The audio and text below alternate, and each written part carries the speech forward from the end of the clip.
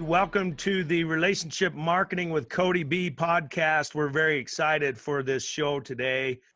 You know, we're all about just helping people out in their business, helping people to grow their business and their relationships in their business and personal life. And the better you're at relationships, the better you're going to be at in your business. We live in a day and age today now where more than ever before, people do business with those they know, like, and trust. And so you got to have a relationship marketing philosophy and a relationship marketing plan. That's what this podcast is all about. We're very, very excited. We always have on entrepreneurs, business owners, people that are implementing every single day, implementing true relationship marketing principles. So we don't just talk theory here, we talk facts. And we share stories. So we're excited for that. Without further ado, I want to introduce the guest that we have on our show today. This is Sue Adams. Now, Sue is part of a large franchise organization known as Budget Blinds. Let me tell you a little bit about Budget Blinds if you haven't heard of them. Many of you probably have. Budget Blinds is the largest window covering franchisor in the US, Canada, and Mexico. They have over 1,100 locations, serving hundreds of thousands of customers. Now, Sue is the owner of her own franchise, the owner of Budget Blinds of Blackstone Valley out of Central Massachusetts. Sue Adams, welcome to the show today. Thanks, Cody. Thanks for having me. How was that for a long introduction? It's usually a long one. That name really gets on there, you know? Well, listen, we're excited to have you on the show with us today. You got some incredible stories and things. First of all, tell us, I always like to know, you know, why do people do what they do? I mean, why are you in the window covering business in the first place? You know, what got you to where you're at today? Well, I think it's pretty funny that my husband and I were watching a random episode of Undercover Boss one day. And we happened to watch this particular episode and Budget Blinds was on there. And he said to me, we don't have any window treatments. Why don't you call and see if someone can come help us? I thought, okay, we're adults now. We're going to get window treatments, right? So I called and there was actually nobody really in my area that could help me. So I ended up speaking with someone who informed me about the franchise opportunity, and it just skyrocketed from there. They told me about this great company. The backing of the corporate office that we have is just out of this world. And I went to their training and I was sold. And I thought, what a great, fun job to help people transform their homes and really put the icing on the cake and turn their house into their home. So I've been in 5 years and I absolutely love this business. So you were a consumer first. Yes. You actually purchased from another franchise owner for some of your needs as a consumer. Is that right? Well, I didn't actually purchase from anyone first. I got into the business and then I purchased from myself. Hey, well, that's smart. That's smart, right? Now, that's a true entrepreneur. It's like, how do I cash in on this? That's right. You know, I know my first order's coming in. It's coming in from me. So, no, I think that's great. Yeah, it was fantastic. And you've been in for 5 years now. Yes. Now, as a franchisee, I'm sure they give you, you know, purpose of a franchise is you come in and they kind of have a system for you to follow. Tell us a little bit about their marketing system. That our show is more about, you know, marketing your services and how to generate business. So tell us a little bit, what do they teach you in terms of how to bring on business? Well, as you know, every day things are changing in the world as far as marketing and social media. They do help us at corporate with a lot of the national advertising. So they do the big things. They do some big TV marketing, some radio promotion. And for us, they're just always helping us learn about the new ways of marketing, maybe on a smaller scale. We do local marketing in some local newspapers, but also all that social media, any type of online stuff we can do. We have our own websites. From there, we learn per territory what works best for us and how we can tweak it to find that particular marketing niche that works best for us. So do they give you a budget at all for like local purchases of advertising and things? So we work off our own budget for our local advertising. We do pay into a national advertising fund. So all of us pay into that for the national advertising. But for our local advertising, that's all on our own. And basically what we do, we say, is we get out there and we pound pavement, whether it's from going door to door and dropping off flyers, putting out yard signs, or doing any type of social media advertising that we put out on our own. So you may or may not know these numbers. I'm not sure. I'm interested to find out how much comes in. How much business do you think comes in from the national advertising versus your local advertising versus the social media efforts? Like where do you think you generate the most leads from? From myself, I would probably say it's about 70% comes from my local advertising, and the other percent would come from my national advertising. And that might be different times of year. Different national advertising campaigns generate more, but I do get a lot from the National Advertising Fund campaigns. And from my little newspaper that I advertise in, I get a lot there. But where I have been really putting my thoughts into lately is my personal marketing and my personal growth as far as getting more referrals. So that's how I've started to use sending cards and building relationships with my customers. That has really helped propel my referral business for my territory. Okay, so I'm assuming just by what you're saying is as a franchisee, you have the most control over your personal marketing and advertising. Right. A little bit less control over your local newspaper type advertising because that's tied to money that you got to come up with and spend, Sure. and then the least amount of control over the national advertising because the franchisor is really doing that. You're just buying into a fund or paying into a fund. Correct. Yep. So let's talk about what you have most control of, which is your personal stuff. And Sure. just tell us a little bit about what does that entail? What kind of things do you do on a personal level to promote your business? So like I said, we do a little bit of pounding pavement, and we'll get out there and we'll walk. If we're at a particular customer's home, we'll walk to a few houses next door on each side. We'll drop off a little flyer saying something to the effect of, hey, we're in your neighborhood. Your neighbor just worked with us. We wanted to extend the offer to you, drop them off a coupon. We'll put out yard signs, whether it's in a customer's home that just had their install done, we'll put a yard sign in their front yard, or we'll drop off catalogs at local businesses. So all those things, we consider them to be a little bit more of our free marketing, Right. per se. There's not a huge cost associated with it, but getting out there and getting behind the coupons and being the face, going in and smiling to that potential customer, saying, "Here we are. We're real. We're local," and so that's kind of more of what we have control over, and that seems to work great for us.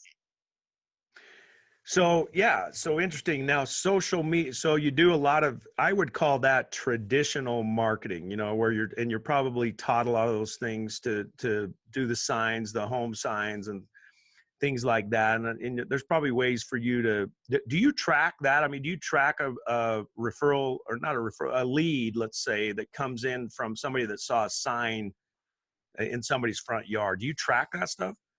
I have it all written down. I actually have it put it all on in one place. So if I need to go back and find it, I can. But every day when I get new calls coming in, immediately I look to see how did they hear from us. Okay. And I look to see if it's a referral or if it's from a yard sign or if they saw my van driving around. My van is clearly marked, lots of advertising on my van. So I immediately look to that trigger point and see how they got to us, because that's huge for me because I want to see what's working and what's not. Okay, so somebody hears about you in some way. Mhm. They either see you on social media, they see a sign somewhere, they see a flyer, they hear about you, and the chances are they may have seen a national ad about budget blinds. Budget blinds, Yep. and so they end up calling you. So now you initiate a conversation and hopefully initiate a relationship with that person. Right. What kind of things do you do once the initial contact has been made with somebody that might do business with you? What kind of follow-up do you do with those people? So is this before I meet with them or after I meet with them? After you've first contact, like you've had a conversation either on the phone or in person. All right, so I have a conversation on the phone and we do what we pre-screen our customers. We find out if they're serious. We find out what they're looking for. So we ask them all sorts of questions. Of course, we ask them again, how did they hear about us? And we thank them, we kind of mark it down like, all right, this campaign is working or this particular advertising is working. And then from there, we schedule an in-home consultation. So within the next few days or hopefully within the next week, we're going to their home and they invite us into their home so that we can show them all of our products. We can hold things up in their windows and match window treatments and colors to their home and their decor. So in that aspect of it, they're inviting us into their home to talk about something very personal. So I go into all my consultations with the thought of, I'm going to make a friend today. Every single one. I'm going to go in and I'm going to make a friend. So I go in and we do talk window treatments, but I try to initiate some sort of conversation. So we laugh and we may talk about their dog or their kids and something personal so that when I do leave that consult, I am able to send them a card and just thank them for their time and, thank them for the opportunity to potentially do business with them, or most of the time, hopefully thank them for their order that I just walked out the door with. So you send a card, a thank you card, a real greeting card, a thank you card to them, whether or not they do business with you. I mean, they may not do business with you, but they thought enough of you to have a consultation in their home. I love your rule. And this is a rule that you play out every day of your life that is so hard to teach business people, is that concept of, I'm going to go in and create a friend today. There are so many people in business that don't understand this. They think, hey, I'm in business. I'm here to do business. I'm here to generate money, income, and it's all a blind spotted mindset of, I'm here to generate income from somebody versus, my occupation gives me an opportunity to make connections with other human beings. Sure. Now, if someone were to come to my door and come to sell me something and they just came in all business and they just wanted to show me their product and go home, I might be a little turned off by that, right? I want to be able to build a relationship with someone starting by that first sales call. It's funny because I'm a big connoisseur of cars and anything with a motor. I'm a big consumer of anything with a motor, motorcycles, snowmobiles, cars, trucks. We have motorized window treatments. Hey, there you go. So you got my attention now. If it's got a motor on it, and I'm and they have a remote. But it's amazing to me. So I always this whole relationship marketing discussion, I always come from the place of a consumer first. And I think you do the same thing. It's like, how do I want to be treated when somebody's approaching me? Yes. And I got to believe that everybody, if you would take time enough to think from that perspective, it's like, how would I want to be treated? And that's what you take into your own business. And every single time, I don't know of anybody that does not want to be treated like a human being, treated Exactly. like a person that has needs and wants and wants to feel appreciated for who they are, kind of thing. Absolutely. So, so you live that rule well. I love that concept. So let me make sure I got this straight. Your number one goal when you do a consultation, and this is where a lot of people business don't get. I'm assuming this is your number one rule. If it's not, correct me. Your number one goal when you do a consultation is to create a new friend today. Right.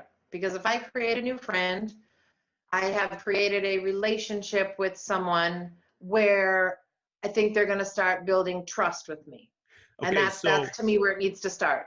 Now, I want to make sure I got this straight for our listeners. So the number one goal in sitting down to do a consultation, by the way, just out of curiosity, what is the average? So you do a consultation, somebody buys window coverings. What's the average purchase amount? Average purchase is probably about $1,700, maybe. Okay. Anywhere up, anywhere around there. Okay. So you the general idea is you're going to do a consultation, and hopefully what comes out of it is a $1,700 average order. Okay, let's just talk the business side of it first. Sure. So that's the goal. I mean, you sit in a consultation, hopefully out of all the consultations you do, you get as many $1,700 plus orders as you can, therefore you are in business. Correct. That's the business side. Right. But what you're saying though is that when you go to have the consultation, the number one goal is not to generate $1,700. The number one goal is to create a new friend today. Yes. Is that a true statement? That is a true statement. Okay, now why is that so hard to teach people? Why is that so difficult? I don't know. You know, everybody's different, and some people just think I'm all business. A lot of people think people don't want to hear my personal story. They don't want to hear my personal stuff. They just want to buy something today, or they don't want to buy something today. They just want me to come in and get out of their hair really quick. Maybe, so you know. Do you think in today's Google-based world, I mean, I can Google blinds or Google window coverings and get 100 different options, all within 15 miles of my home. Right. I mean, I can get so many possibilities for window coverings, and I can learn about your prices and about your quality. I can even go see testimonials of other people and comments and good things, bad, whatever. I know more about your product maybe than you do by the time I contact you. I mean, that's the world we live in today. Sometimes. So I think you see the vision that today more than ever before, creating that friendship is the most important thing. It is. And honestly, I think I just started learning that a little over a year ago. I think that's when it finally clicked. I went in there and I said, I'm going to be all business, and I'm going to be friendly. I'm going to go in there. I'm going to be all business. I'm going to give everybody the facts. I'm going to listen to the customer, hear what they are telling me, hear what they need. And I'm going to show them this will help your need. And then finally, as I started going along, I realized that when I went into these particular customers who involuntarily we started to just strike up a friendship, that's when I understood. That's when it hit me that the bond and the relationship, that's where it is. That's when they start to understand. And at the end of the day, or at the end of that consult, if we've created a relationship and they're starting to trust me, it almost doesn't matter what the cost of the window treatments is. They know that I am showing them and I'm offering them exactly what they wanted, exactly what they need, exactly what's going to fit their needs. So when it comes to the personal side of creating, you know, you're going to be professional and you're going to share the facts and you're going to do your job. I mean, you're going to be a consultant to them on their needs, which gives you a reason to create a relationship in the first place. That's the reason. And so you can create it. But when it comes to creating the relationship itself, you mentioned the use of greeting cards, and I'd like you to show us, I know you've got some examples there of different type of cards you send out to people. In answering this question, you can show some of these cards, but my question is, how important is the real tangible greeting card sending to the building relationship part of this? I think it just seals the deal really on the relationship. I find that everybody, you can, like you said, you can have 5 different window treatment people come into your home, and you can laugh with all of them, and then they all leave. But it's when the next day or a couple days later, when something shows up in your mailbox from me, and it says, "Thank you for taking the time to meet with me, and I look forward to working with you in the future." I think that's where it just moves me to the top of the list in saying, wow, she's thinking about me. That was so nice. No one else did that. And it's not that as soon as I walked out the door, I forgot all about that customer and I'm on to my next job. So I think it makes the person feel special. And I really think that it just helps. So you want to see one of the cards that I Yeah. might send Show us out? some of the cards you send. There's some cool ones that you showed me before the show started. So Right. So it for someone maybe I just met and I just did a consultation for them, I might send them a picture of it's a beautiful window treatment, and I wrote thank you on the front of it, just across the top. Inside, I would have my kind of what I consider my business card, and it has all my information on there, my website, every place that they can contact me. And I just give them a little note, something to the effect of saying, "Dear Mrs. Jones, I appreciate you taking the time to meet with me today. I look forward to helping you dress your windows with budget blinds. If there's anything else I can do for you, feel free to give me a call." And then I just, again, I just sign it. That might be a little thank you card. There's a lot of new people that move into my territory each day, and the real estate closures are listed in our Sunday newspaper. So I'm able to reach out to these complete strangers and welcome them to their new home. So this is a card here that I might send to customers moving into their new home. It says, "Welcome to your new home." And then I just quickly give them a little blurb about who we are. We're their local budget blinds franchise. We offer all types of custom window treatments. And if there's anything we can do to help them, please feel free to give us a call. But again, we just want to welcome you to your new home. So I'm really just sending them a nice card saying, "Hey, welcome to your new home." And the nice thing about these, Cody, is that they show up in the mailbox in an envelope. I can't tell you how many postcards and advertisements that I get in my mailbox, and unfortunately, they don't even make it into my house. They get into the trash as soon as I'm walking away from the mailbox because I know they're just going to kind of clutter up the scene in my house. So this one is an actual tangible greeting card that comes in an envelope, and I feel that the open rate, and I know someone else had told me somewhere, the open rate of this it is really about 100% because people want to see who's sending me a greeting card, because you can tell that's what it is. After we do an installation for a customer, I take lots of photos of their installation and I will put them on a card. nice. This is one that we did of a customer around Christmas time last year. This is actual pictures of her home, and it says, "Thank you for your business." And again, I thanked her for her business, and I told her it's customers like her that make me love my job. Now, when she received this card, she called me and she was in tears, thinking that was the nicest card that I have ever, or that she has ever received for something that she really didn't expect any type of recognition for. So she was, things like that. When I get the phone calls from customers saying how they were so excited to see their own house or their own pictures on this card, and that it's hanging up on their refrigerator, or it's up in their office at home, or they took it to their neighbor's house to show them. This is where the impact is. It's not with the yard sign that's out front. It's not with my van that's driving by.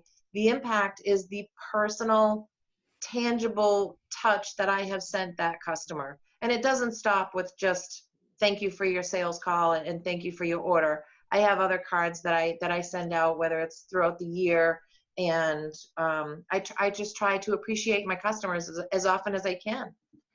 What do you have on the back of those cards? Is there? So on the back of my cards, I have, on a few of them, I have just my advertisement. Okay. It's a picture of myself. This is the ad I put in my local newspaper every week, every day. Some others I might just have a picture of myself, Excellent. so they know who I am. I have another one when I'm sending a card to the welcome to their new home.